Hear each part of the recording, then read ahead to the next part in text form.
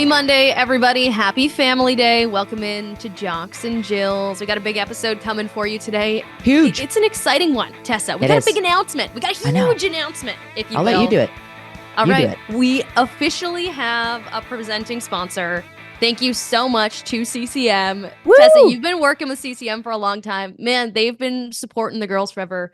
They've proven that they really are for the girls, if you will. Honestly, I feel like, so my old roommate and former teammate, Team Canada alum, Olympian, gold medalist, Catherine Ward, she started working with CCM. And I knew as soon as she got that job, I was like, oh, the hockey world's about to change. She helped launch their FTW line, which is equipment for women, because as you know, we're all shaped differently. So shoulder pads adjust accordingly. Pants fit different. She did things right. She did things proper. CCM bought in full bore to this. I even went and checked out the line at a couple hockey stores around, and it's awesome. I'm going to be getting my daughter in it when she's ready to rock and roll on her skates. But, you know, CCM, proven that they're not just talking the talk. They're not just saying like, of course we support women. They're walking the walk. They're putting their money where their mouth is. They have a bunch of great athletes signed. Taylor Heise was one of them, friend of the show. We had her on. Sarah Nurse, Aaron Ambrose, you know, hopefully friends of the show. We will have them on eventually, but they've signed on a lot of amazing female athletes, and they're doing a lot of great things within the hockey community as well. We'll be breaking some news for them too. But just love having them on because they're truly committed. And, you know, when they heard that we're having our podcast, they're just like, tell me how we can get involved. And we're like, well, title sponsor feels really good. So yeah, kudos welcome aboard to them. Thank you, CCM. You guys are awesome. We're going to have some cool giveaways too, Julia, throughout the season of Jocks and Jill. So everyone we're kind of figuring out how we're going to do it, but stay tuned in. We've got some great CCM giveaways throughout the week. They're obviously going to have to follow along on our social media, right, Julia? If you want to hook everyone up with that handle. Yeah, make sure you're following us on TikTok, on Instagram, on YouTube, on X or Twitter. All of our handles are the same. It's Jocks and Jills on everything. I saw a viral TikTok, I think, last night of a parent who was shopping for hockey equipment for their kid, the old $400 twig. So we're going to be doing some giveaways with CCM. So make sure you stay tuned because we got lots coming. Love it. From CCM. So thank you to them. How was your long weekend, dude? Buddy, I think mine was better than yours. Are you okay? I know. Julia, I'm honestly not fully in the mood to talk about this, but we'll put it out there. Okay, I'll put it out there. So poor Julia was supposed to be away visiting her friend. She's actually supposed to be recording this from down south. I was supposed to be ye and my Texas. ha right now in Dallas, Texas, and Fort Worth, but the universe said no. Yeah, Julia got in a little car accident, and she's okay. My full mom mode kicked in. I feel like I was harassing you. I was like, stay off your phone. God bless you. You're so cute. You're like, stay off your phone. And then I'm like, I am off my phone. Then you're like, why aren't you answering me? I did what you did. I sent you 27 questions in a row. I was like, Tessa, you're the concussion expert. I'm not on my phone, but I actually am. I was able to see a doctor on Saturday. Like, and then after this, let's never talk about this again. Cause I was literally on my way to the airport when I got in this car accident. Like I had to pull my suitcase out of the car. It was horrible. But I was able to see a doctor. He was like, screen rest. Like, you know, there's nothing you could do. But I took 2 days fully laying on the couch that is over there in the dark. It made me feel like such a POS, but it actually did help. Like I feel like a normal person again. So let's never speak of this again. The great car incident on the way to Yin Mai Ha of 2024. Can I just say the one thing? Yes. When you broke down what took place in your accident, I'm just going to hand out the partner points right now to Mr. Liam. Good old Ham Sangi over there, because he maneuvered. It could have been way worse from my understanding, and the way he maneuvered and kind of protected you is top notch. So go, Mr. Liam. You get your point this week. 3-2. The points will make him feel better because he was really feeling it after this. Oh, was he? Poor guy. I felt pretty bad. Anyways, you had a little road trip this weekend. You're up in the burr right now. Nice. How's that? Great. Feeling it this morning. We had an awesome gathering, obviously with my whole family. My cousins came up. So there's like approximately 900 million kids at my sister's place, just terrorizing every corner of her house. I'm in my dad's old office, so obviously I had to bring my Jill up because it just wouldn't be official with that. My grandpa, who was like a major, I call him Pepere, I'm French. He was a major influence in my life. Him and his best buddy, Charlie Rapsky, who is a pretty famous artist, used to come to all of my games, and they used to always have popcorn and sit up in the perch. And they'd watch me play. We called them, what were those guys' names? The two Muppets that always sat up in the corner. Oh, yeah. I forget their names right now though, but I like their commentary. Yeah. Anyways, we always joked around and called them those guys, but yeah, and then I got obviously Killer over my shoulder here. Doug Gilmore, loved him as a kid. My mom actually, when we were out, we bought this poster together, and she put it on like a hard foam board. And my dad was pretty much unaware, and I put it up above my bed. And I actually remember a conversation between my parents where my dad was like, why wouldn't you just get her a picture of him playing? Like, look at him. He's got his hair slicked back. He's like all super hot on a motorcycle. And I was like, now that I'm older, I'm like, my mom liked that poster. Of course she did. And you know Yeah. what? Good for her. Thanks, Deb. And I've kept it this whole time at my parents' house. So that's incredible. Yeah, I love the relics that you find when you go back to your parents' house. It's always interesting digging through your child. Has your childhood room been like altered? Yeah. Well, yeah, because cribs and stuff.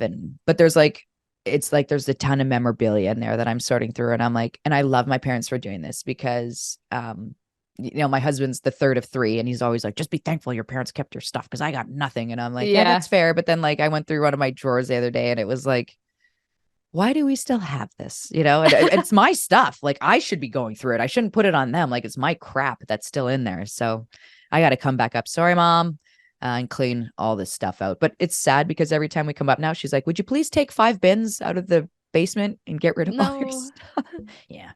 I'm not ready to get there. My mom's still in like my bedroom is a museum era. Might be a dramatic Italian thing, but my room is very much a museum. Poor mom. Every time my mom listens to all of our podcasts, and every time she's like, why do you chirp me so much? I love you, Mom. You're the sweetest. I love you.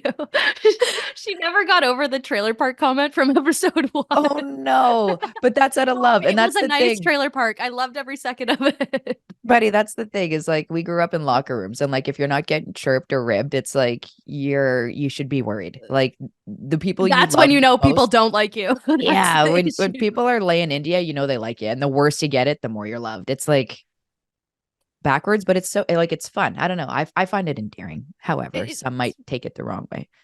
No, you're right. It's extremely endearing. Yeah.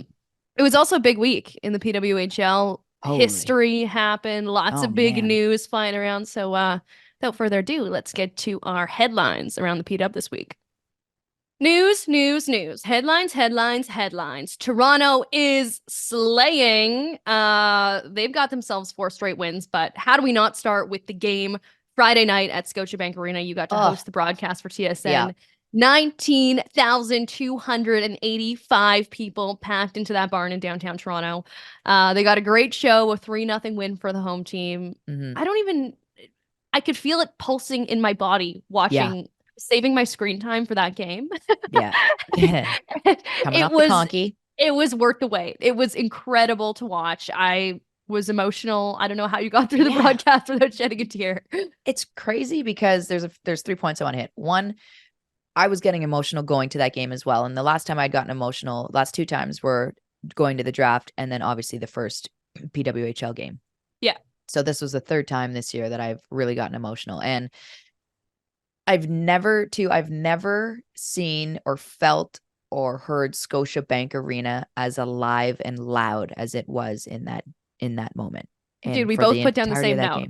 I covered every Leaf game the last 2 years. I was in the building for every single home game for 2 years. Yeah. It wasn't even close. Abolish suits. No more corporate seats. Yeah. Unless you're giving them to us. Then we want corporate seats. Yeah. They should just make a rule. The Leafs should just make a rule. Like you can't come wearing a suit jacket. It's over. Like, yeah. And if you're not in your seat, if you're in the lowers and you're not in your seat by the first 2 minutes of the period, you lose your seat. We're getting someone from the 300s and they're coming on down.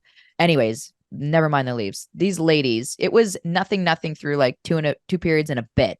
And that place was still popping off. And it was awesome because like I literally could not go anywhere, Julia, without running into someone that was a part of my hockey career. I ran into Faye Blais, one of my friends and former teammates, my deep partner when I played back in Sudbury for the Sudbury Skeeters. Nice. What a name. Running into Vanessa Stratz. She was a linesman that would always tell me to shut up when I was out there because I was lipping off too much to the refs. Nice. I ran into like a ton of people, old teammates. Julia, you have no idea. I was walking to go. I bet. And I got stopped 8 million times by people talking about our podcast. and how much Oh, they I love loved it. And they're that. having, yeah, it really, I was like, oh my gosh, people are I had listening. so This is much like cool. FOMO. Like I hated not being able to be there on Friday night. It Dude, was it was so actually sad. cool. There But were there was people, actually one plus side not being there yeah, as a little excerpt, and I never got to say this to you. The full caliber broadcast being in an NHL arena where you know all the cameras are in the right spots. yeah, It made the game is already fast, the game is already professional. It yeah, added another level. It made it look almost faster because it was on the cameras that we're used to watching yeah. professional hockey on. It How made a big difference. It truly how looks every sick. broadcast should be done with this league. Absolutely, hands 100%. down. Yeah. Like everybody just needs to buy in and just do that. There were people that drove up from Ohio State.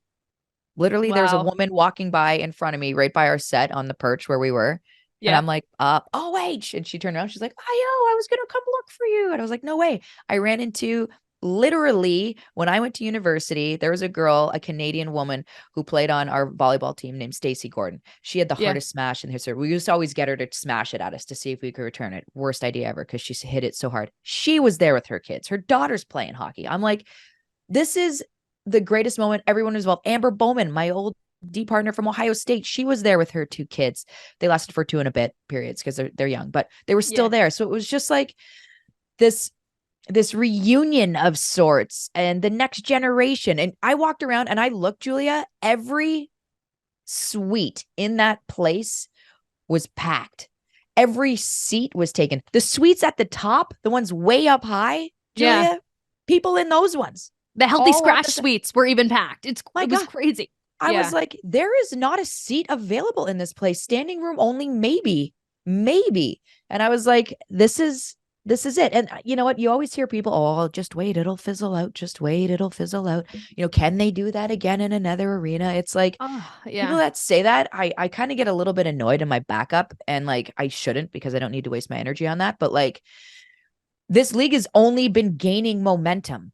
I know. Like I have Like, to man the there is comments no for the slowdown. TSN Instagram sometimes, which is something I deserve a Purple Heart or a medal for, I think, Yeah. on some specific days.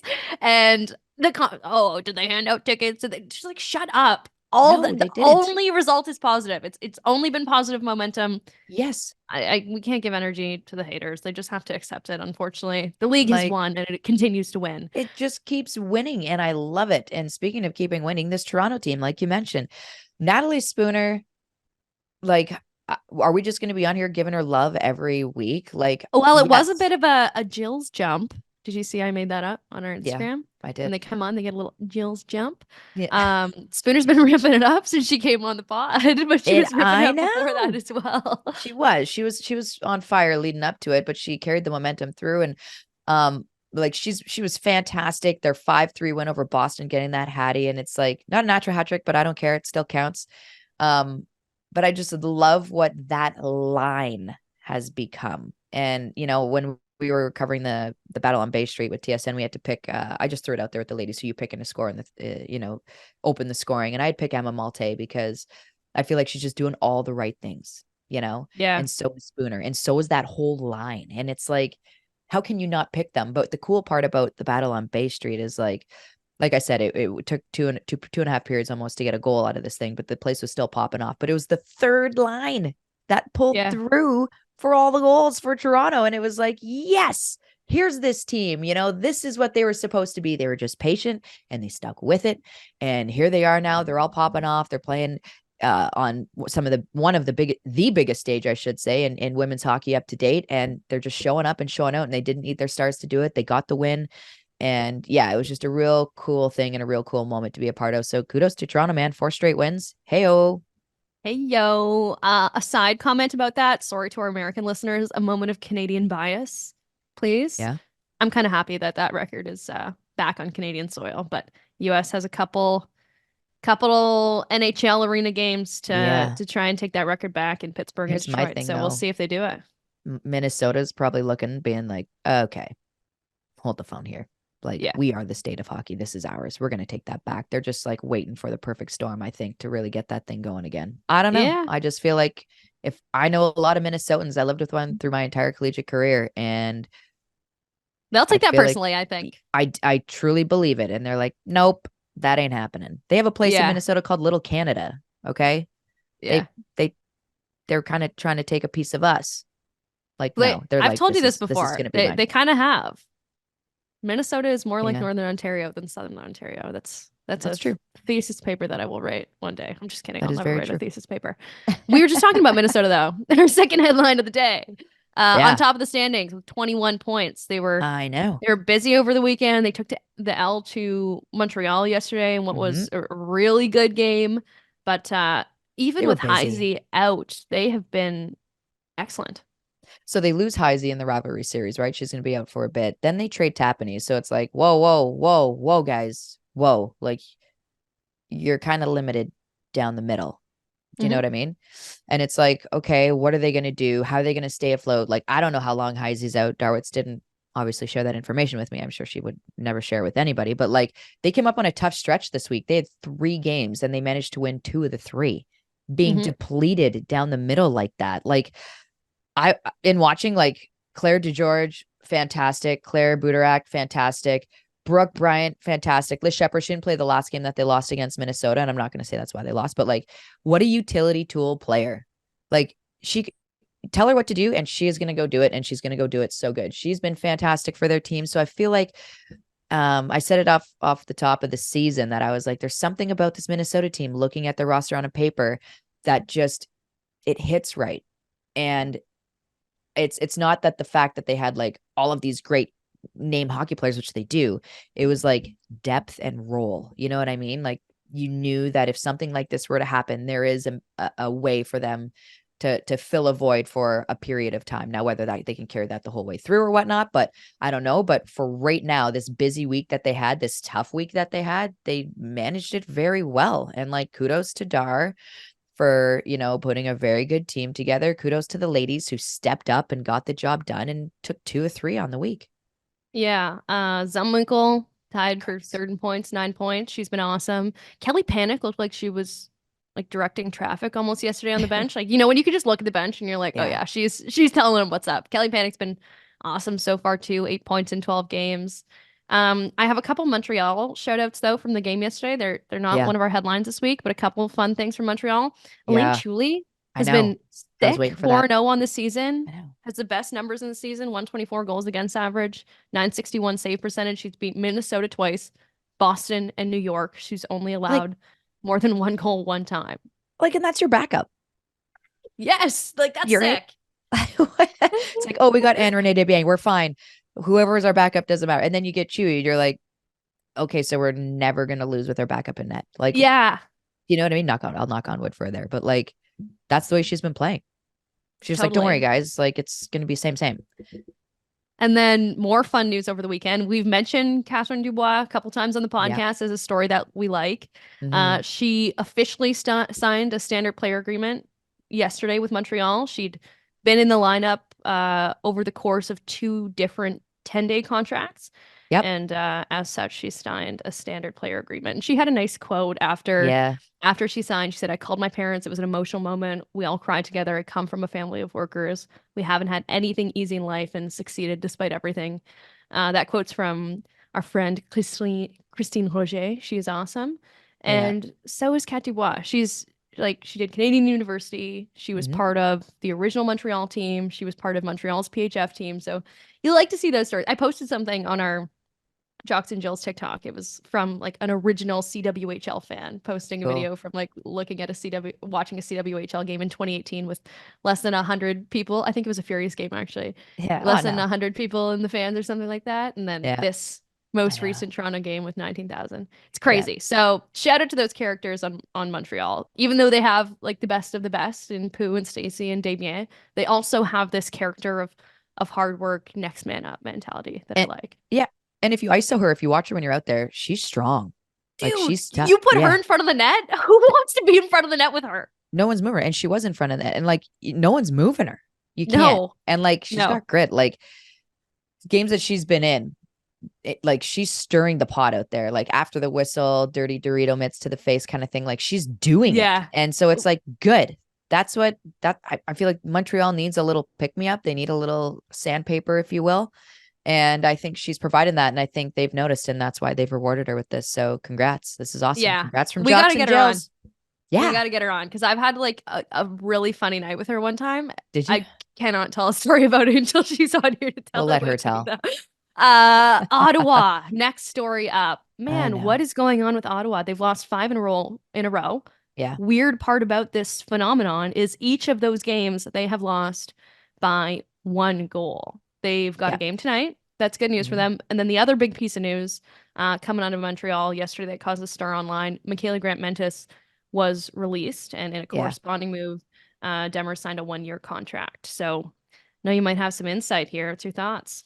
Yeah. So the Grant Mentis release just basically they have a way that they want to play the game. They have a level in which they expect all of their players to be able to compete at. And they just felt like, she couldn't reach that level of compete. And so they tried to get as much out of her. They wanted to use her in different situations. And unfortunately, it just wasn't a fit. I don't doubt she's going to get swooped up. Let's be real. Yeah. Like, Because she's got 3 points, three yeah, points in 6 games. I think that's what was throwing people, honestly, from my yeah. scrolls of the Twitterverse that she'd been producing. It looked like she was the person that got that first goal of the season, Mm-hmm. if you think back. So it just didn't work out there. Yeah, I just don't think it was a fit in that sense. But again, both on great terms. It's not like it was anything mean or anything like that, or there was an issue.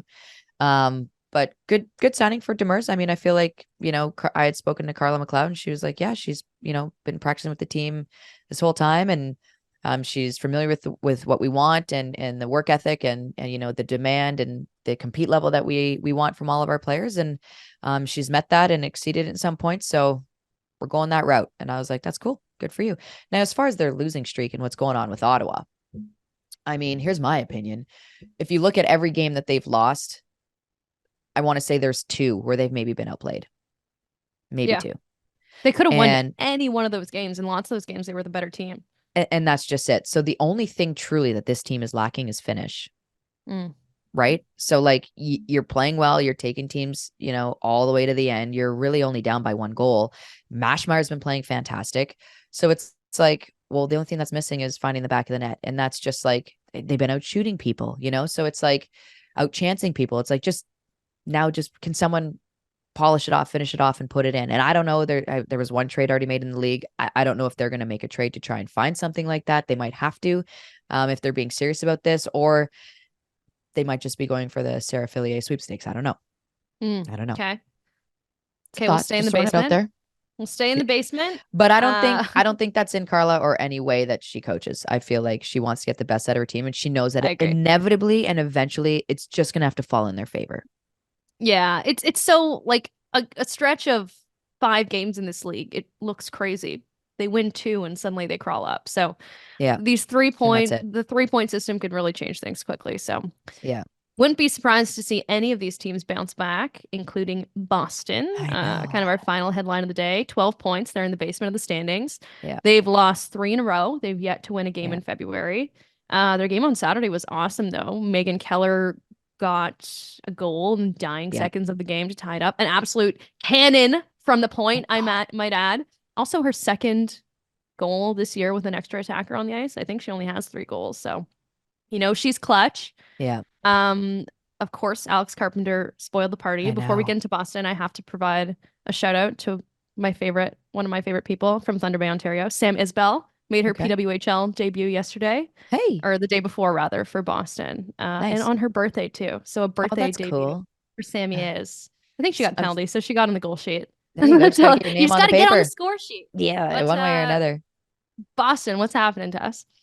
I don't know. I am encouraged that Keller finally, let a shot go that we've been begging to see Dude, that was a all rip. season long. I know. It's so good. Like, don't you want to see that all of the time? Like, Yes. if I was her defensive coach, I'd be like, okay, so here's the rule. Anytime you're in the offensive zone or we have possession in the offensive zone, you have to get one. You have to have 1 shot attempt like that. Have to. Period. But I'm Yeah. not coaching. Nonetheless, I don't know what's going on with that team. I feel like there's a lack of emotion. Is that fair to say? Like the will to win, the want to win. It just sometimes it feels a little bit lifeless with that group and almost a little bit too robotic. Do you see that when you're watching a little bit? I mean, Yeah, obviously I know Carp what you stole the mean. game and whatever, but I feel like I expected maybe I had my expectations were way too high for them. I don't know. But Well, I when Hillary Knight's coming off a double IHF Player of the Year, when she's coming off 3 goals in the gold medal game at Worlds, like she was that on a different level, and she just hasn't found it yet in the uh, PWHL. 2 points, did one I say goal. it before? I feel like she's nursing something. I feel like there's an injury there or something because that's not Hillary. And I hope she's okay because we love watching Hillary play. We love watching Keller play. I want this team to come back so bad because I picked Aaron Frankel as goaltender of the year. Right. I picked a Montreal Boston It's not final. like she hasn't been good. No, I know, and that's just it. And it's like sometimes that's just the way the season goes, and it's adversity, and it's a matter of how your team, you know, responds to it. It's how your coaches. It's sometimes maybe your power play isn't being put together properly, which is a Montreal problem. It feels like right now, but Yeah. I just feel like this team is missing a little bit of like the Emma Malte rah rah in the locker room. Okay. Know what You I need mean? one of those characters. I know those characters you're talking about. That will then carry it onto the ice because like they're good, they're great, and they've got Rattray and they got Gable and Mueller and like Yeah, I always they've thought got of those like good players. Gable and Brandt as players who were kind of like that. Even like Jamie Lee Rattray when she plays at the national level, that's her MO. So maybe she I needs to know get to that grittiness as opposed more, to the yeah. more, always more. Ask more from your players. I don't know. I feel like that's where like everyone's just kind of like, well, this is how we play. It's like, well, let's get to the next level. Like, let's level up here a couple levels because right now we're in the basement. We're Yeah. hanging out with Ottawa. Yeah. So those teams gonna go head to head tonight, I Yeah, believe. it is. Ottawa, Boston. Yeah, it'll be a couple Yep, back to backs. Ottawa I at know. Boston. It's tough. With Ottawa's had a that, hard schedule, I feel too. yeah. Well, just on the travel in the league and I guess they all have. Who the am I back to kidding? backs in the league. Yeah, Yeah. it's been a crazy start, but that wraps up our headlines for the week. And without further ado, our interview this week kind of corresponds with the announcement we made off the top of the podcast. We announced we brought on CCM as our presenting sponsor, and as such, we of course have one of their athletes on today. Uh, one of our favorite people ever. Yeah. It is Aaron Ambrose. And as always, we'd like to thank Nobis for sponsoring our interview segment of Jocks and Jills. Um, thank you to Nobis so much. We love your jackets. We love that you guys hopped on. You guys were the first to hop on right away in support of kind of what we're doing here. So thank you so much to them. And here's our chat with the one and only Aaron Ambrose.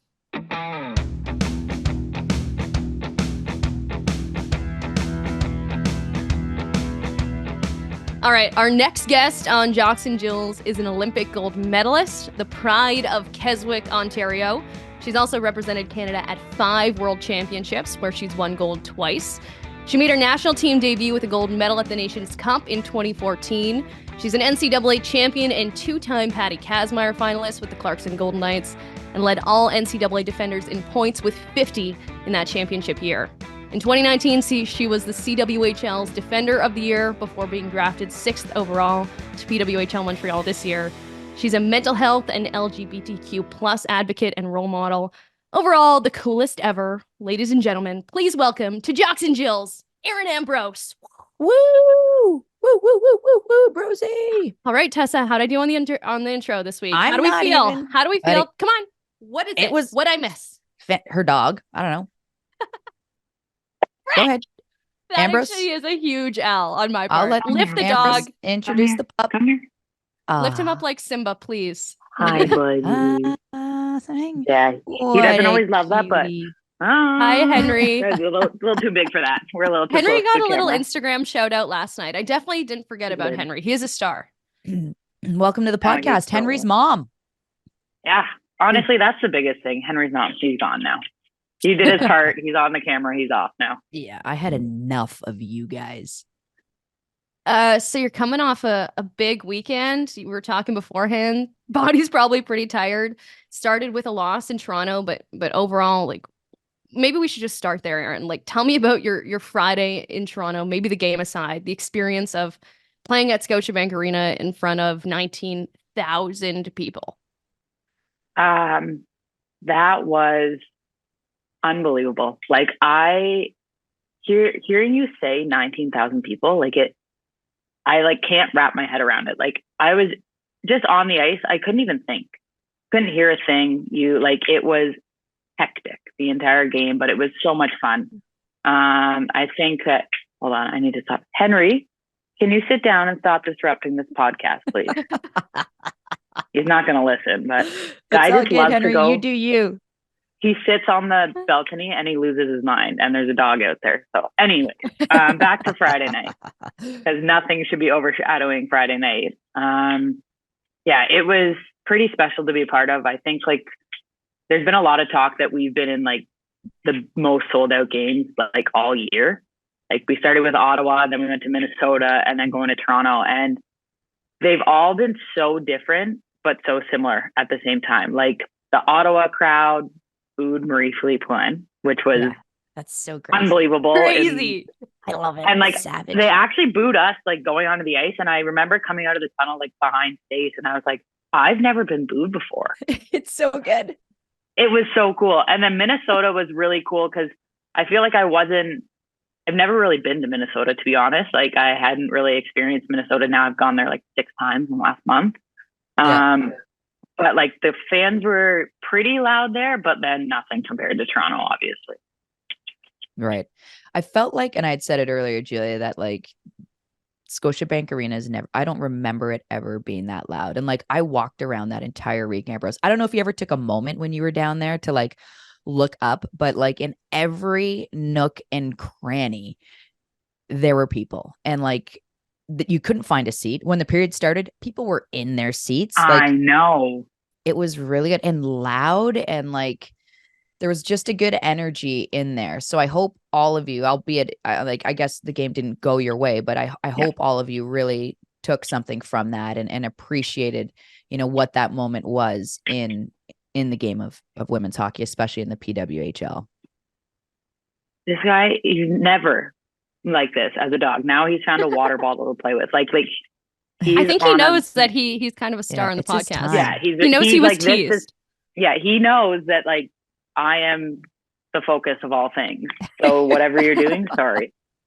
No, actually, I had said sorry. Just to go back to that, Tess. I in our post game press conference, I had mentioned like Pooh kind of came up to me and was like, "Take this in." Like it was historic, and when that happens, like there's been a couple moments like that this year where like kind of sit here and I'm like, when I'm retired, when I'm done playing hockey, it's like that. Those are going to be moments I look back on. Yeah. Big moments.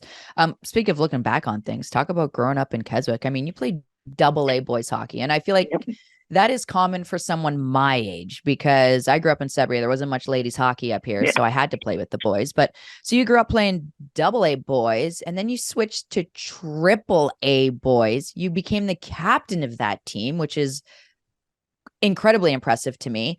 But like more so, were you like, what was it like playing at that level at that age on a boys team? Like, were you one of the boys? Like, did they take you in as that? Or were you like a girl that played on a boys team and they just loved you because of that?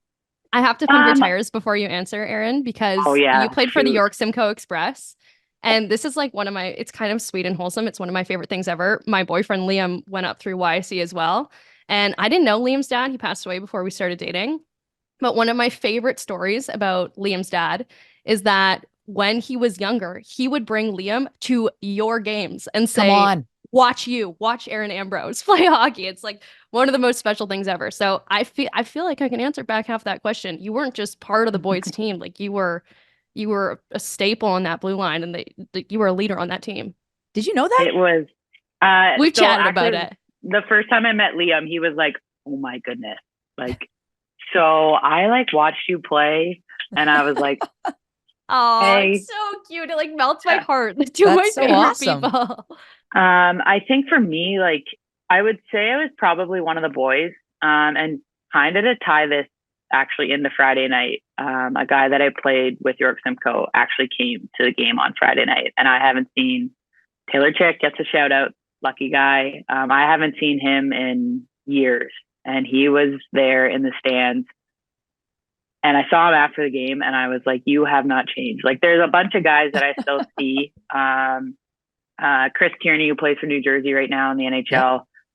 He's actually, him and his wife are, I think, coming to the game on Wednesday when we play down there in New York. Oh, no way. Had a really cool moment at the rivalry series when we were out in LA and the Flyers were in town and Sean Walker was there, who I played with. So like, I loved it. My dad was on the bench, and like playing with Chris and Sean, actually, like I never played on a team without them until I went to girls hockey. Played the Blaze together. We played York Simcoe. We played every summer hockey thing together. Like it was something I loved. Like they were great. And I'm still in touch with a lot of them for sure. That's cool. And Mr. Was it Liam. hard? And of course, Mr. Liam, was it hard to go to girls, Aaron? Because I feel like it's actually a bigger struggle than people realize. I remember going to girls hockey and it was hard because everybody was kind of already friends. And you come in, you're kind of the weirdo from boys hockey who, I don't know, I barely even put my hair in a ponytail when I went to girls hockey. It was bad news. Come on, Well, you were no pony? Oh, I let it flow. Julia. I let it flow. I had nice curls, okay? Don't hate. Okay, but like I think I one up you. When I played boys hockey, I was double braided pigtails. Stop. Yes. What I had possessed a you to do mom. that? I had a mom double braid my hair. Just a mom on the team. Not even your mom, just a random mom. Just a mom?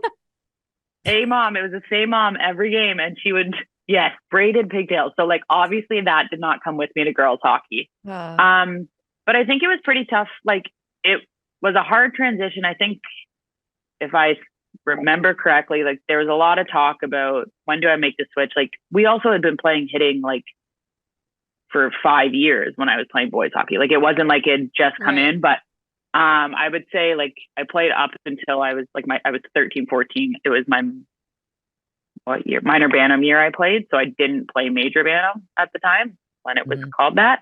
And we were kind of starting to get in the point where it was like a little bit more like the guys were getting huge. But then switching over to girls, there was a big debate about what I do, where I go. Do I play junior right away? Do I go to what was called midget at the time? Like, where do I go? And I ended up going to the Arrows junior team. So I was 14 years old playing on that team and definitely learned a lot at a young age, I will say. Yeah. And actually my first junior coach, Daryl, was there. Daryl Giancarlo was there at the game on Friday night as well. So like there was just all the parts of my life, my hockey career were kind of in one rink at once. And my dad was like, Daryl, good thing you took that 14-year-old. And I was like, Glenn, okay, like let's settle down here. That's you tire pumping yourself here, Dad. Yeah. But it was good. It was good to get over there. We're like you mentioned, obviously there was hitting and the guys were getting really big, but did you have your Hockey Canada aspirations already instilled? And is that why you swapped over, was so you could get scouted and stuff? Because I know for whatever reason, and this is my little knock on Hockey Canada, is that, you know, I find like I've told them, oh, there's this really good goalie playing boys hockey up in Sudbury. You really got to check him out. And they're like, well, I'll have them play girls. And it's like, no, like just go watch them. Do you know what I mean? Like, I don't know, maybe they've changed their ways, but I felt like in the past, that's what it's been like. And obviously you came up a while ago. So was that a part of your reason for switching to girls hockey? Yeah, that was the main reason. Like right away played Team Ontario. So I played 4 years at Team Ontario. But that was crazy. Like a big thing. I know. Like I think about it. My first one was in Napanee. I was on Team Blue. And I was gonna say, did you play all the colors? I played blue once and then red, then Canada games, then red again. So technically, yeah. Got them all covered. Yeah. And the big thing, like, obviously I really wanted to get to that U18 level, and was fortunate enough to do it. Like there was only, I think, like I got in my 15-year-old year. And I think the only other defenseman that had played, or only other player that had played at 15 was Kaylee Kraken at the time. Right. I never got to play under 18, and I'm like a huge advocate for it. I love it because I remember coming through and like that jersey is a big deal. And like playing with that jersey on is a big deal. And so like, I always felt like, man, these kids that are going through under 18 have such an advantage when they come to these national team camps. Did you feel like that helped you along your way too? I think so. Like, I think they've put, like, I don't know if it's officially implemented or not, but I feel like they've kind of put in you only do 2 years. You can't do 3 years anymore, which I 100% support. in the sense of like, it was a lot of U18 for me. I think like getting like the fact that I've been in the program since 2009, I think is insane to think about, because I'm like, no, yeah, 2009. And it's like, when you list it off, like I've been to 5 world championships, but I've been in the program, the Hockey Canada program, for 15 years. And it's just like, that's a lot, like half my life. So I don't think it's a bad thing that we kind of have slowed that down in a sense and let people develop without having to. But like, I remember my first U18 Worlds, like in Chicago. And like, I think we played in front of like 1,200 people, but it was so packed. And it was just split right down the middle. Like it was Canada fans on one side and US fans on the other side. And it was split hard down the middle. So it was a cool experience. And I mean, I'm obviously very lucky and fortunate to have been able to go to those things. And I see the kids coming up now and I'm like, oh my good God, this is insane. Yeah, they're so fast. Yeah. Yeah. It's crazy. You talked a bit about, sorry, Julia, I'm stealing all the questions, but No, this you've is been like, on. I want to go through like when Erin was younger, you were her roommate. I feel like this is your time to shine. Yeah, because you've gone on interviews and stuff. And as mentioned, you're a mental health advocate and an LGBTQ plus advocate. And you've talked about, you're going through different hard times at different points in your life. And I felt like one of the first hard times you were going through, you and I happened to be roommates. And I was actually a big fan of yours before I knew you were going to be my roommate. And I remember Melody Davidson had pulled me aside. She's like, we're putting you with Ambrose. And I was like, friggin' right. Like, I actually want that girl to be my D partner. Like, she's good. And I remember one of the first times I came back we all had individual meetings, right? When I walked back in the room and you had been crying, and I was like, oh man, like what's going on? This is going to be, I felt like it was one of your first senior camps. Yeah, it was my very first senior camp. Yeah. And so I was like, I didn't know what was up, but for whatever reason, my first thing was I need to make sure this girl's okay so that she can perform at her best, because I know what she's capable of, and I want her to be on this team so bad. And I mean, I want you to be able to tell your story, what was going on in that moment and how it affected your hockey, and how you worked through it and inevitably ended up being the great Aaron Ambrose. I truthfully don't even know if I remember that. Really? There are other things that I remember very much so about us being roommates, and I don't think I remember that moment. Did I make it a good time for you at least? Like, I need to know what's jumping out in your head right now. Yeah. All I can think about, like, so this is obviously how great of a job you did as my roommate and making me feel comfortable.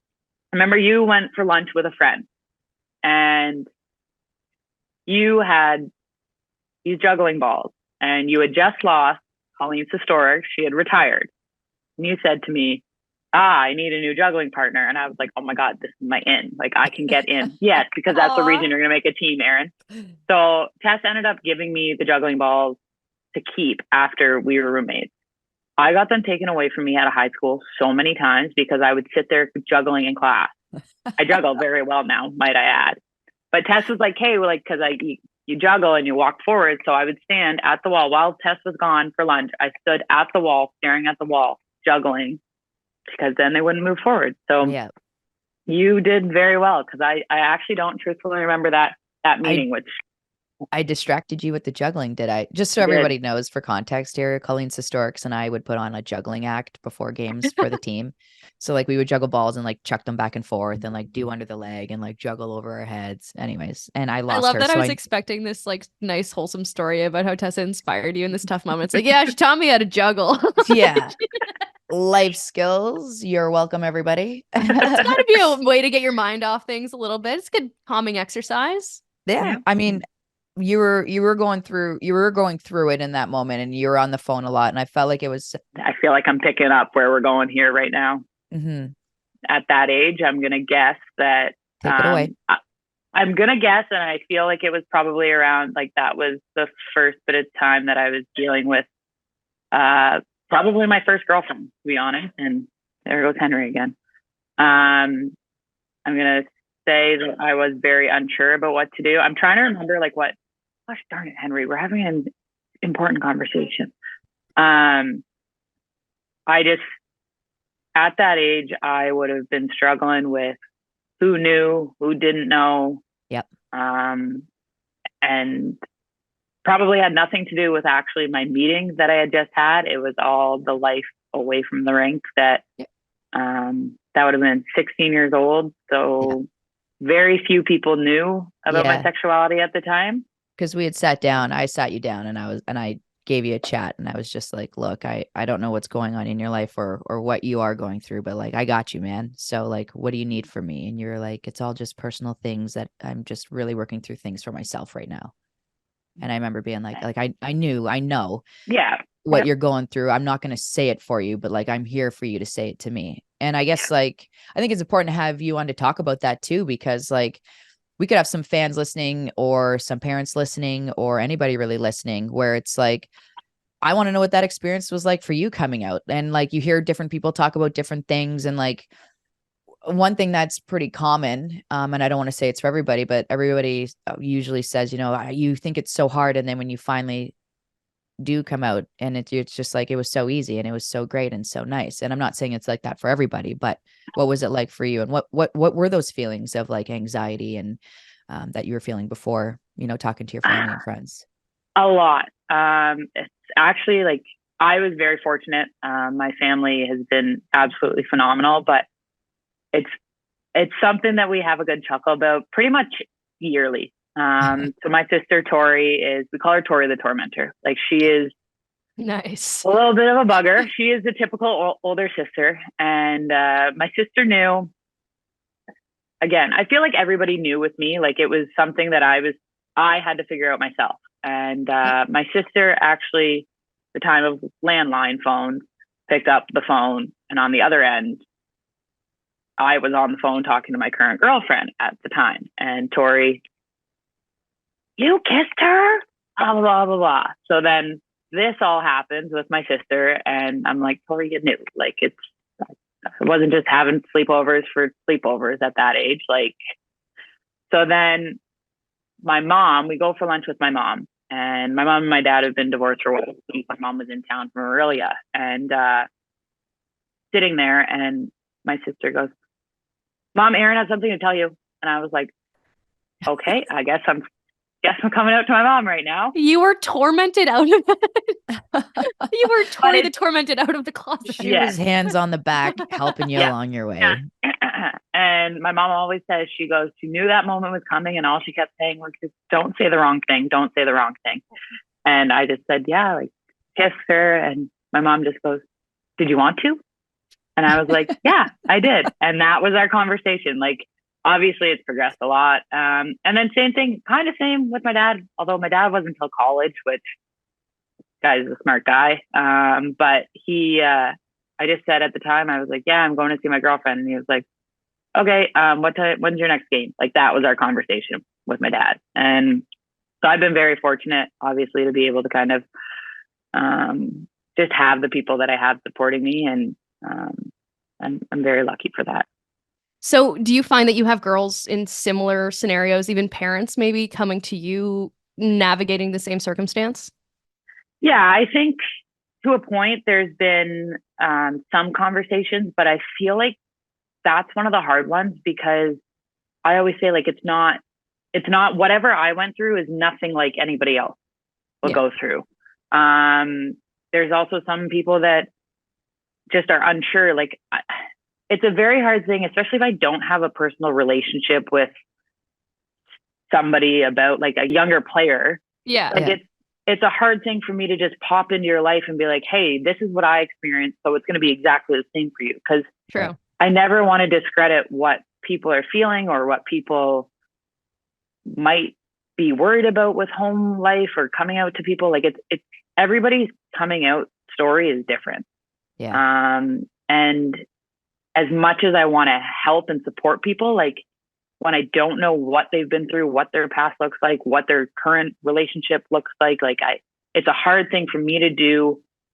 And I will say, like, I've gotten the odd DM about, like, from a parent, and I'm like, this is a tricky situation. Like, how am I, like, it's just a hard thing to navigate. And obviously I want to try to do my best, but it's a very tough thing to navigate from afar, from a stranger's perspective, in a sense. Yeah. No doubt. Yeah. I guess just being there for, maybe they probably just need an ear, right? Yep. You know, so do you want me to listen or do you want me to give my opinion kind of thing? Yeah. Nice that you're there for a listen. I obviously pump the Ohio State University on here all of the time, but I can't hate on you, Ambrose. Look at the eye roll. You went to Clarkson. My dad went to Clarkson University. I don't know if you know that, but Dougie's an alum. Yeah, played hockey there. Played hockey there. But just talk about that. Like, why did you go there? Why did you not pick Ohio State? Basically, I guess is my question.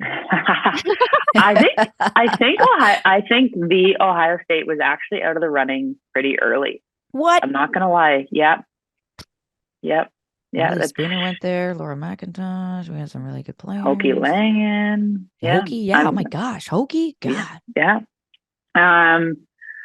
Why Clarkson? So if let's be blunt here. Let's be honest and open about this one. So let's let it fly. My last 3 schools were Clarkson, Dartmouth, and Wisconsin. So I took 3 official visits. 2 littles and a bit. Yeah. I very much had said from the beginning, like, I'm taking my official visits, and I said it to all coaches. I was like, you want me to commit before, I'm not going to do it. So before everybody started committing in grade 9 and everything, like, I committed in November of my grade 12 year. Wow. So yes. Good for you. So I took the official visits. I actually made my decision like right at the end of actually U18 Nationals. And all 3 visits were phenomenal. I went on my Wisco visit with Laura Stacy and we had a blast. Yeah, you rode scooters, I'm sure? I don't actually know if we did.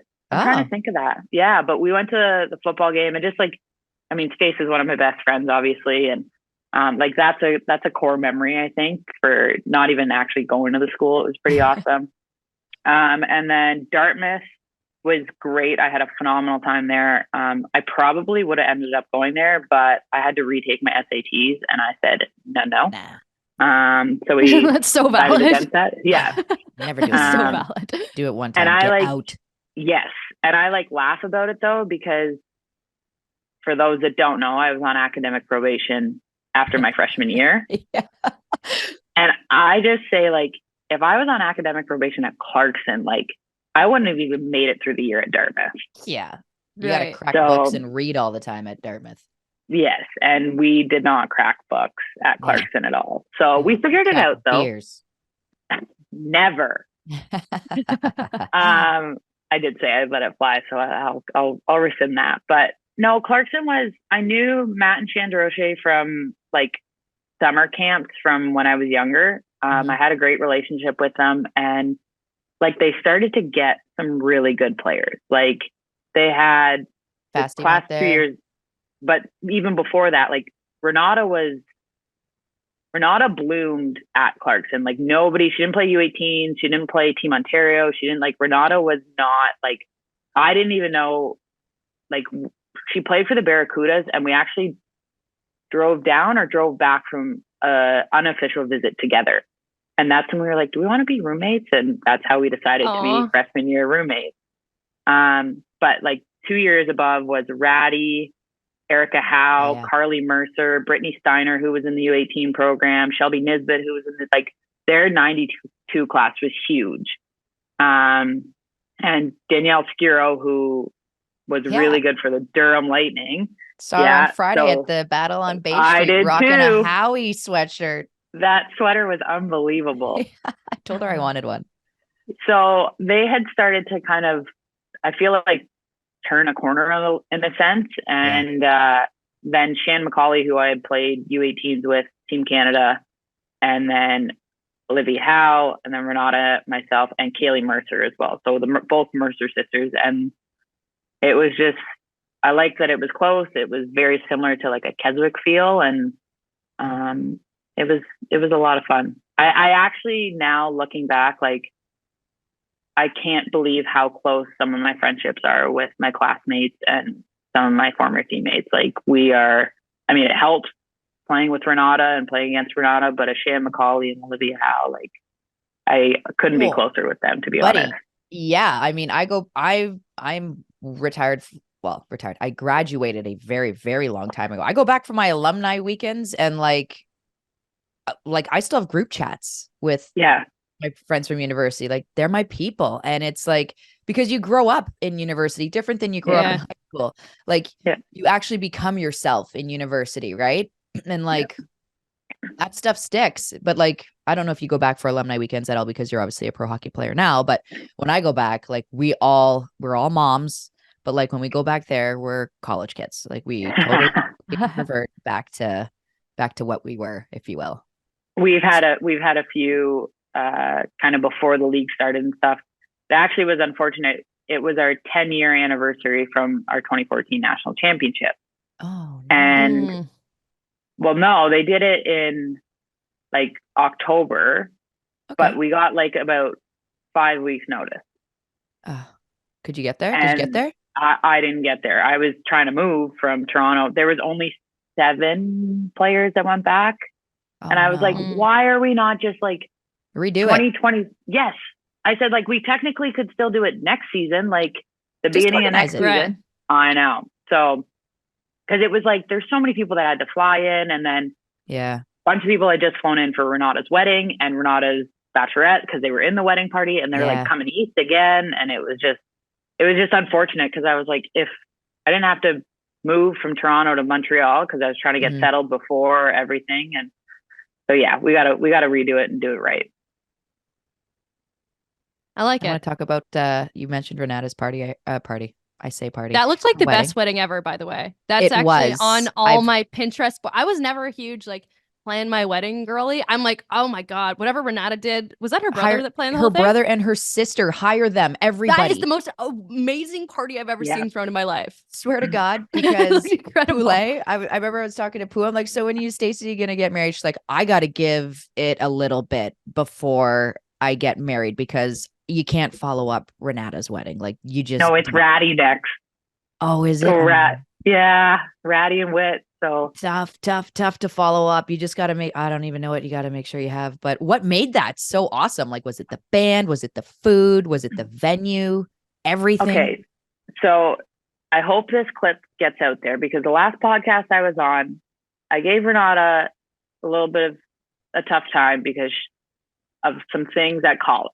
So now I'm gonna hype Renata up and say, Poodle, the best wedding. Like, it was unbelievable. I actually messed up and I was too busy dancing. So like there's a bunch of people that either ate everything because there was just stations around for food. So they ate so much, but then there was a group of people that just didn't eat because it wasn't sit down. So like you had to go and get the food. Right. So I was one of those people. I only had like, I don't even know. I think I had like 2 things but it was unbelievable, whatever it was. The band was phenomenal. We walked, like, it was just tent after tent. Like, we had the ceremony tent, and then you walk from the ceremony tent to the reception tent, and you had the reception tent there, and then they like unveiled the party tent. Crazy. And it was just like, and you walk in and they had these mini gold champagne bottles with their little Fast Geiger sticker on it. Like, every detail was immaculate. So you drank your calories that night? I did. That's why I'm not remembering what meal you ate. That's so what good. was the midnight snack? Midnight snack's important. I had donuts. Nice. Okay, they had like the little donut wall, I think. Oh, actually, in the spirit of dressed up Ambrose, a little birdie told me you've really been upping your makeup game lately. Perhaps we can expect some Aaron Ambrose get ready with me's. Tell me more. Tell me more. GRWM. Yeah, it's a big I literally thing. just taught Tessa what that means last episode. You didn't know what it meant either, Ambrose. Don't lie. Yes, I did because I get tagged in Nursey's things all the time. I was going to say Nursey. That's the only reason why you know, 100%. Yeah. Well, I mean, I hope you learned it when you had Lexi on. Well, that's why. I think that actually was when we learned it. Because I was doing some research on it, and I'm like, what does this even mean? And like, I was on set working Sports Center, and I asked Laura Dykin what it even meant. She's like, not a clue. No one Laura Dykin, who doesn't even have Instagram. Like, yes, Laura. Yeah, no, she doesn't. So terrible person. But go ahead. So we've upped it a little bit. Like, I don't want to say we've gotten crazy. Like, game days were still pretty minimalistic. But like All-Star weekend, like I have a note of like how my step-by-step process, so I don't mess it up. Yep. So I actually sent it to Phoebe and Nursey when I was getting ready for All-Star stuff. And then, we contour a little bit now. Yeah. Ooh. Although I do have an It's a eyebrow big pencil. And I have an eyebrow pencil. But I haven't used that yet. I haven't used it yet. Okay, that's coming. The Yeah. eyebrow pencil is coming. I love it. I love to hear it. But you know what? Go ahead. The issue is like when Nursey does her get ready with me, like Nursey's already like looking cute. Like I get ready and I'm in boxers and a sports bra. And I'm like, I can't put this out there. Like that's how I get actually ready. would be, it's more relatable, maybe. Buddy. Yeah. That's what I'm doing, looking like a gremlin crawling out of bed. Yes. Like, come get ready with me. Come get ready with me. It's totally unrecognizable. I love it. Let's talk a little bit more about like the Montreal team this year. I just saw a video of the post-game celebration dance. Where did it come from? Yeah. Tell me more. I have no idea. Like we started, like we picked our like win song and everything, and then that's what they put on. And I like every time I go to play it, like it needs to get started because I'm DJ. So every time I go to play it in the room, because we'll play it on the ice, but then we also continue it in the dressing room. Right. And like if I've searched too many things, then I forget the name of the song because it's French and I don't know, like. Yeah. So it just started in the dressing room one day. Like the girls started doing it and it carried out onto the ice. So we get off and let them have their moment at center ice now. I'm embarrassed to ask. Like, what is the choreography too? Like, is it French Canadian? Like, is it a jig? Like, I don't know much. You're pulling it up. She doesn't even know. This is amazing. No, I don't. Do you get chirped a lot for the French thing? La barre masquée? Yeah.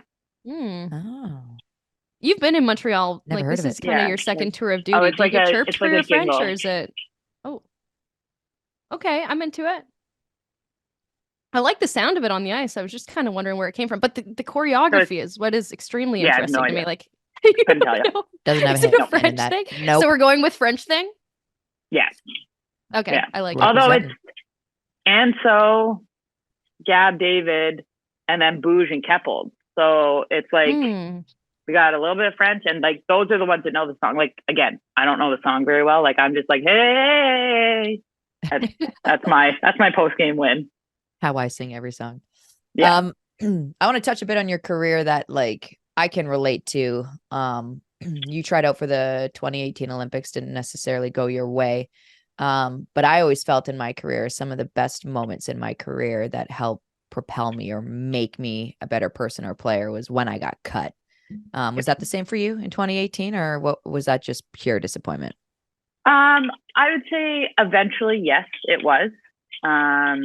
I think in the moment, definitely not. Like it was pretty crushing, and I've been very open about it. I think it needed to happen in the sense of like I needed to find my worth and find my purpose away from the game of hockey, because up until that point, like I had a lot of success. Like truthfully, that was the first team that I had ever gotten cut from. Like I would say like there were some world teams, but like I was young and like it really was like, was I really in the mix? I don't know. Like, so when that's your first team to get cut from, it's tough. But I do think that it made a big difference for me. I think it kind of forced me to grow up a little bit and pick my socks up and just realize like, how do I want to do this? Like, do I want to do this and get by on my pure talent? I mean, I've talked like endlessly about how Julie Chu and Carol Ouellette have been rocks for me when I moved to Montreal afterwards. Like they're, like I always say, they changed my career for me in finding that worth of coaching and just enjoying the game away from actually playing the game. And I'd like to think that like there's 3 texts that I have, 3 screenshots of texts that I have saved from years prior. One was from Corey Kennedy, who was my strength coach. He sent it to me, like we had just started training. And he said, not only will you be in Beijing, you'll be one of the best defensemen in the world while you're there. And I have this text from Tessa after my first world championship in Plymouth, Michigan. And Tessa's doing broadcast stuff there. And I have the full text saved on my phone because it was kind of like it was my first worlds, obviously, but it was like, you're not just here, bros. Like you belong here. You've made it, and like, you got to own that shit. So those are some keepsakes that this computer better not ever die, because I need that stuff for life. You do belong there, man. You did belong there, and you do belong there. I just wanted to breathe confidence in you because I know how overwhelming it can be in your first worlds and stuff. And nice to see you take the bull by the horns. I mean, that was then, and this is now. Now you're a CCM athlete who came on as our title sponsor for Jocks and Jill's podcast. You designed your own skates. You did a cool unboxing. Just wondering, we're wondering when ours are showing up. But yeah, I mean, walk us through the design that you did, and like, how cool is that, man? Did you ever imagine that you would be, from one instance, getting your heart absolutely crushed by getting cut from the national team, to really have to fight tooth, claw, and nail to get to the Olympics, and then you still have to fight every year. Like, there's good kids coming up out of university all the time. All of a sudden, you're signed by CCM. You're a pro hockey player playing in front of 19,000 fans, and you got your own skates that you personally designed. Like, that's wild. It is. Like, sometimes I'm just like, what is my life? Yeah. Like, it's awesome is what it is. Yeah, it's unbelievable. But like, I think about it, like, going back to like getting cut, like, I laugh so hard. Like, I know Henry has been a bit of a pain today, but I'm like, I bought a dog 6 years ago because I was in such a rough, like 100%. He was bought because I was sad as could be and like needed some comfort. Yeah. Now I sit here and I'm like, well, I never really thought I would be a pro hockey player that has to go on the road every 3 days. So it's just like different things that I'm like, he was great in the moment. Now I'm like, dog mom, not so great. But like these little things, I'm like, yeah, like there's things that I never expected to happen. I always wanted to, but I never expected they were going to happen, especially during my time and like my career. As for the skates, like, so I got a pair of skates for Worlds this year in Brampton. Yeah. And we were trying to do like a little bit of a pride skate. But not so much that it was like rainbow in your face, like I have rainbows on my skates. So it was more so like the reflection of the lighting would kind of make it rainbow-esque. There's supposed to be a couple of other touches, but like those ones were really rushed. So we sat down pretty early with CCM for these skates, and like I'm obsessed with them. Like one of them got chipped the other day, like the outside of my skate, and thank God it's the outside. It's not on Caro, Charlie, or Wardo, but like, it's just like, no. I want. So I have obviously another pair, but I'm like, oh my God, I don't want this to get wrecked, because they turned out better than I literally could have imagined. That's cool. Yeah, it was like it's like hologrammy, right? Like it's sick. That's cool. So cool. So, who has and now I have like the literal rainbow on the back of these ones, and I was like, well, that's okay. There it is. I love it. So your on ice style established is electric. Who has the worst on ice style on Montreal, would you say? Oh no, like I think that still goes to me. Have you guys never it's so bad. You don't tuck your jersey in. I don't tie my skates. Yeah. Like my skates are really bad. Actually, at our game yesterday, like, I mean, it happens all the time, but like I'm very much on the inside of my edges because I don't tie my skates. And there's a photo from back in the CW days, and like I don't think my blades are on the ice. Like I am legit. Yes. Yeah. So I have to give it to myself. Like, although my jersey kept tucking at the rivalry series this year, Tess, so I might be getting a little swaggy there. Buddy, I'm not gonna lie. I was gonna say your style on the ice is very similar to mine. Like, just no style. Just put your gear on, get out there. I was always late. Everyone's like walking out, and I just have my Jill on, and I'm like, oh no, I have mismanaged my time here. That damn Jill right there. Mm-hmm. Yeah. Which, by the way, is ancient, right, Aaron? Just to confirm. Yeah, but like I know what they are. Like, I know what they are. Does anybody? Okay. Does anyone in your locker room in Montreal wear a Jill like this? No. Yeah. Come on. There's one. No. There's got to be one. No. I feel so validated right now. Who's a Everyone compression who one? comes on here validates me. I think the only one that has like older would be Jenner, who's got the loose like the loose yellow, those yellow Oh, short the ones baggy that have, shorts, yeah. bunchy. Nope. I don't know if she still does or not, but I'm a tight, short CCM compression one. Do you want to What know do you what's think cool?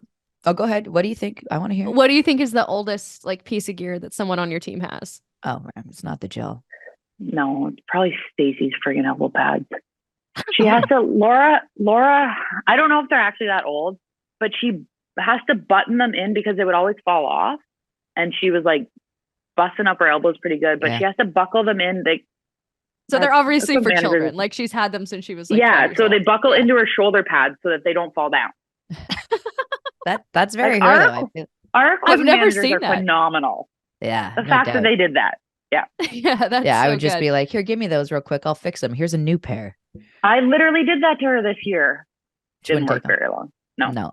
What's cool is like, I feel like maybe in like 10, 15 years down the road, there's going to be like a movie about the PWHL and like it's going to be like a League of Their Own kind of thing. You know what I mean? So like if you had to pick a character on a League of Their Own, like who would you pick? Like who would you be? Have you watched the movie? Like, do you know the I have, ladies? but not well enough. No. Like there's Betty Spaghetti, Marla Hooch, What a Hitter. No, actually, I want to know who you think I would be. Talented. You would be Dottie. You'd be the sister, like the talented sister. You know what I mean? That's like got a chip on her shoulder that wants to be like the best. Because you got Pooh on your team. That's like, you know, everyone's always under the fancy Pooh umbrella. You're like, know what I mean? Okay. Yeah, I'll take that. I'll get back. You know what? I will promise that I will watch that movie again tonight and I will send you a text and confirm.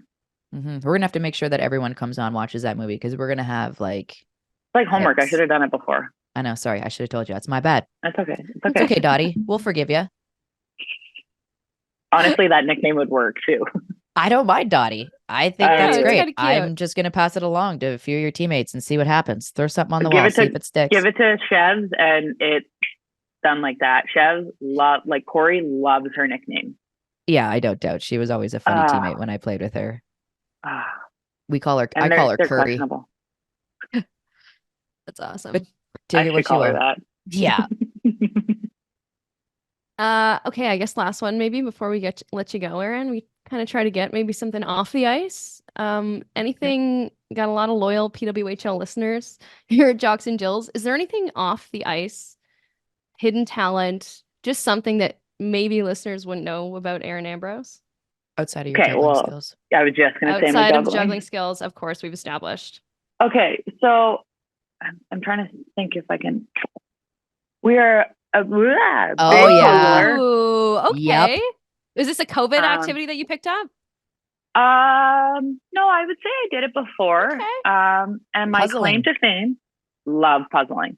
This one's actually been kind of stuck for a little while. I'll probably finish it today, but my brother-in-law thought he was the funniest guy, and he got me a completely gray puzzle. Like it was just gray, nothing on it.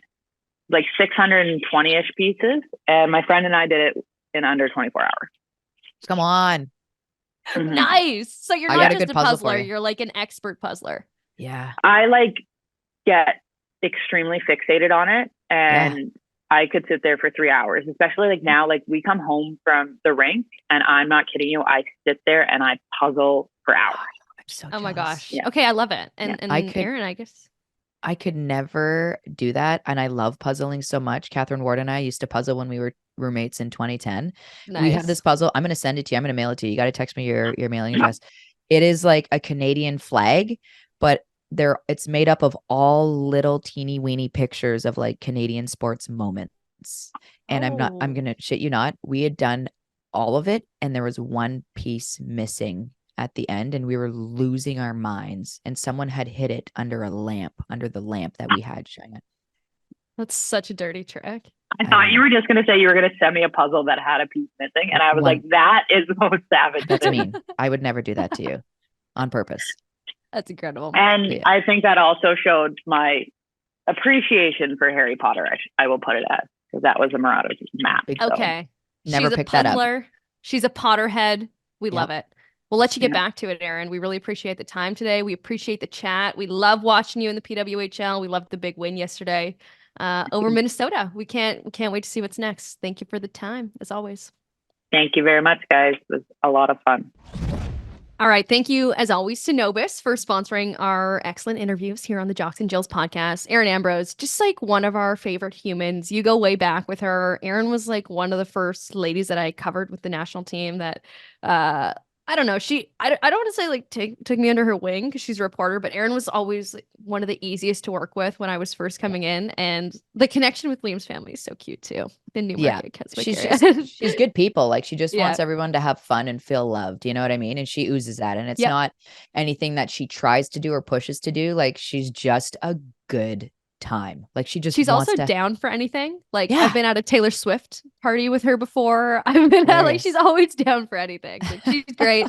The conversation showed it. So it was awesome. Oh man. And the part about like her with the makeup and stuff really brought me to, and we'll have to do some stuff with Poundy, obviously, but it brought me to Cheryl Pounder when she first did TV. She showed up and they're like, hey, just so you know, we don't have like a makeup artist on set, so you have to bring your makeup. And she was like, oh, okay. So like she shows up to the truck and she had no makeup on. And Poundy's naturally just the most beautiful human being in the whole world. And so our director, Dawn, who is awesome, she's like, Cheryl, where's your makeup? Like, did you bring your makeup? You're going to have to do it because we're going to want to film some stuff ahead of time. Yeah. And she's like, yep, I did. And she pulled her lip smackers out of her pocket.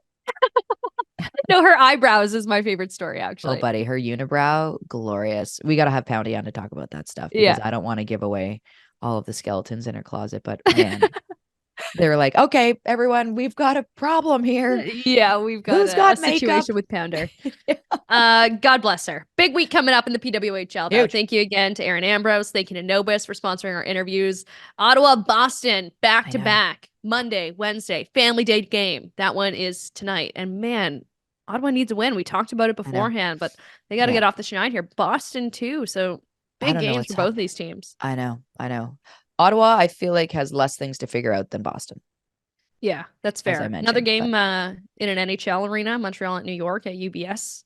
Love it. Arena this week. Friday, Saturday, we got kind of, I'm prepared to call these both mini rivalry games. Montreal and Ottawa. I'm calling that a rivalry on Saturday. Yeah. And Toronto and New York. I don't know if it's just because the season opened on that game that I feel it's a little bit of a rivalry, but lots of big games. Just in the spirit of New York, New York's going to want to stop their win streak, right? They're going to be like, here we are. That's our job. For sure. I was just picturing that like sentence in Abby Rock's voice. So yes, very much. Thank you guys for tuning in this week. Thank you again to CCM for hopping on as our title sponsor this year. We're excited for everything that's to come with that partnership. We mentioned giveaways. There's lots of fun stuff to come with CCM. They've always been so supportive of the women's game, and we're really excited to have them along. Thank you again to Nobis for sponsoring our interviews, Aaron for hopping on today, our producer Chris, always doing the good work for us on the keys, and we will see you guys next week.